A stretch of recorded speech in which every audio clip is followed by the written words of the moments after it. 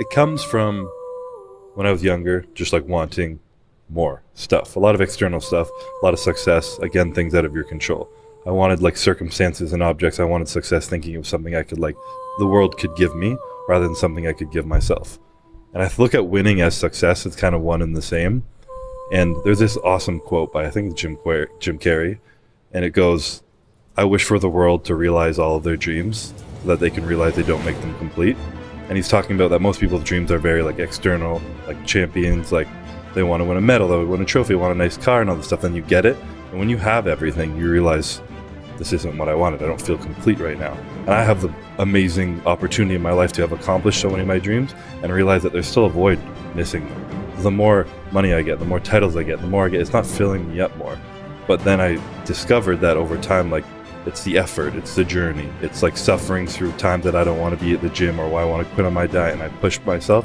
And every single moment, every day leading up to the show, and I win all those moments, that's winning. That's like winning in life, continuously every day.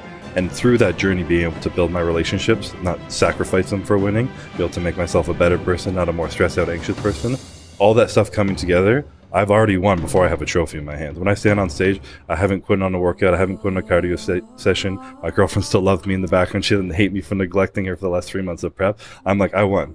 You know, like I feel fucking good right now. And if I lose, am I going to leave and be really sad and like cry and like grieve that loss? Absolutely. But I'm still going to be proud of everything I put in. And at the end of the day, that's all I can control. And to me, that's winning.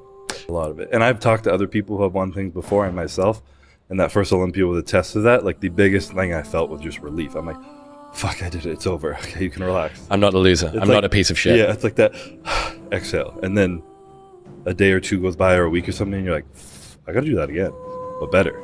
If I ever want to feel like that again, this expectation's on me now. I have to do more and I have to do better. I have to be better. I have to work harder. I have to take myself to those limits and further, because now that's my standard. And now I need to overcome that standard to really impress anyone. Like that whole thing is showing your cards. As soon as someone knows you're good, or how good you are, that's a baseline. You have to be better than that to be like, okay. So I think on one aspect, and something that is very strange, I think, for people to hear, because a lot of champions we hear are just like killer mentality, like win at all costs. I think on one aspect, I've accepted that I'd be okay with losing. I accepted that if I lost, like I said, I would grieve, I would be sad, it would suck, but like life would go on, I would be okay. And the Olympia is a huge part of my life, but it's not everything part of my life.